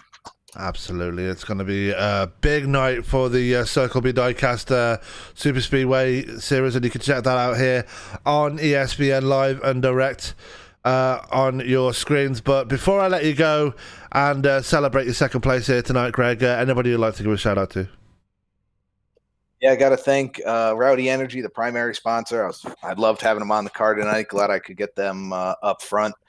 Circle B Diecast, iRacing, iFlag, Butt Kicker, Midwest Motor Customs. I got to thank you guys. I'm going to thank the wife, Sydney. Shout her out. Say hi to the family that's watching. You guys put on a great show. I love going back and watching it. Now I'm going to head upstairs and go hang out with my new baby girl. Absolutely. Well, Greg, congratulations again on the second place here tonight. Very hard fought and very well deserved. We will catch you on Friday night for the big one. Go and get some sleep, and well, what sleep you can anyway. Will do, Sam. Thank you so much, man. You guys have a great night. All right. That was Greg McConey joining us in the booth from second place. Now with Tony is the man that finished in third here tonight. A tough end to the race, but still got the podium regardless. Joseph Corsi is with Tony right now. Joe, you led quite a few laps here tonight. Not the finish you were hoping for, but all things considered, can't be too disappointed coming home on the podium here tonight. I'm not too disappointed. It was a tough race. If you were out front, that's where you wanted to be. And it was so hard to make passes here with these cars. Freaking, you try to get, if you try to do it on the inside, it was so hard because then they would stack up on you on the outside. And if they got a huge run, then you're getting passed by 2 or 3 cars. So it was it's so hard to make your moves or what move you wanted to make. So you had to decide very carefully on what move you made. So you're saying that the progressive banking here that let that second lane really come in could be used to defend quite effectively here tonight. Oh, yeah, and it was a good pass. If you could get beside somebody on the outside, you were going to trap them down there, and you were going to get the pass done. Well, we saw in the closing laps here that you kind of had an issue coming off of turn number 4, and you lost the front end of your car. But you kept your foot in it and were able to kind of rally back. How difficult was the car to drive once you got that damage on the nose? It didn't feel no different, so I didn't know exactly. I know the 13 smacked the wall, and I was just unfortunate. I was right behind them. We had a good battle at the end. I kind of slid up into him. I didn't want to, we weren't trying to wreck him, but man, a lot of side-by-side great racing, barely touching but holding on to it. I thought it was a pretty good race, to be honest. Oh, you guys were side-by-side all night long, and no quarter asked for, no quarter given. Now, did you catch what happened in the closing laps that the 88 getting into the lap car and going for the slide for life through the grass? Yeah, I seen that, and I was like, oh, a chance to, make up a position, because once I don't know, I got put back, 88 got beside me when I got back in the lead, and freaking man, he was really good as well, and I couldn't hold him off. Yeah, I was trying, but it's so like you're trying to maintain a bubble. There's like a bubble, you can feel it, and it's like you can't get to him. But when you get there, if you get alongside him, you get that side draft, and try to pull him back. But I mean, it is what it is. I got third. I got to lead some laps, so it was all great. Well, we saw with about 15 to go, you and Thompson were running side by side, coming off of turn 2. Was there just the car? It looks like you had to chase it down the track a little bit and not able to carry any momentum coming off the corner. Yeah, I dropped my brake pads was on the radio already to 46%, so I was like all the way down the brakes to make the dang thing rotate. So it was, I mean, he was just able to get underneath me enough to pull me, and then I went backwards.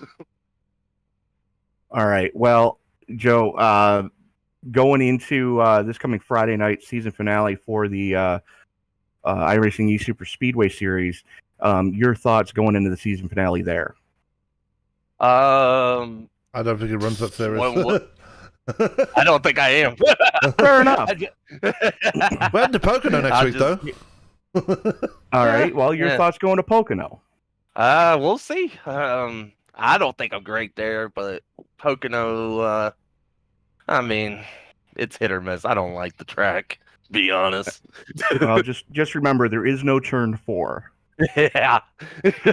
All right. We'll see you next week, sir. Congratulations on the podium tonight. Before we let you go, is there anybody you want to thank? Yeah, I'd like to thank y'all for putting on the show. The sponsors. I'm trying to look for them. I'm horrible at this. Thanks to Rowdy Energy, Circle B Diecast, and iRacing, iFlag, and Buck Kicker, and Midwest Motors Customs for helping put on the show, and iRacing E-Series for letting me come be a part of this show. And y'all guys for putting on the broadcast. I watched last week, so sorry I didn't make last week's for interview. I didn't know. So. Well, hopefully we're talking to you in about 7 days' time again on the podium at Pocono. Yep, hopefully so. We'll see you next week. All right, thank you. So that was Joseph Corsi joining us in the booth from third place. And Tony, like you said at the end of this one, what a finish there. A lot of action going on in those last 10 laps there. Well, you kind of expected it with the way these guys were running the opening laps of this race. Just side-by-side action the entire night. And like we heard Joe say and we heard Greg say and Bentley even alluded to it, that second lane, you could make things happen if you could get the side draft, and these cars seem to side draft better than just about any other car in the simulator.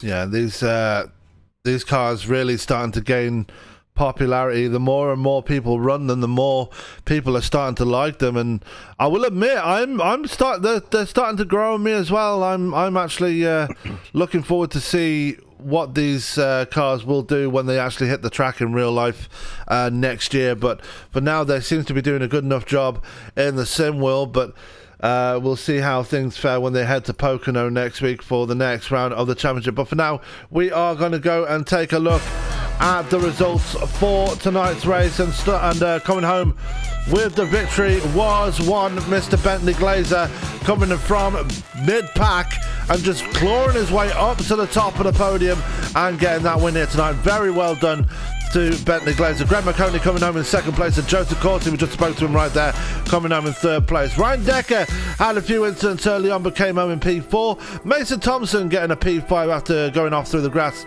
near the end there, and Scott Warren getting P6. P7 going to Jason Papp. P8 going to Ryan Worley. Connor Trafari had a late incident, put him back down to P9, and Mark McFadden rounds out your top 10 here, Tony.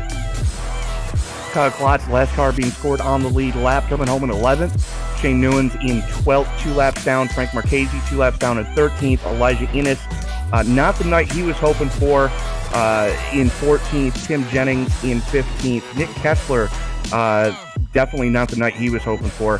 after starting quick time on the pole, coming home in 16th, and Henry Wyndham coming home in 17th position. Coming up on your screens in the next few days, we have some pretty intense action coming up for you. Coming up tomorrow will be the MX5 Pro Series presented by UK Sim Racing. They head to Monza for the second round of their championship. And then Wednesday, we have the season opener at Virginia International Raceway for the Endurance for Amateurs. Thursday night, we have the return of the TNT Truck Series as they head to Homestead. A very exciting season they've had so far. 3 great rounds in that series. And then Friday night, we have the big finale as the Circle B Diecast comes to a close and we will crown a brand new champion. But for now, that is going to do it for myself and from my broadcast partner, Mr. Tony Trapasso. All that's left for me to say is keep it clean, keep it green, and we will catch you live tomorrow from Monza for UK Sim Racing. Have a good night.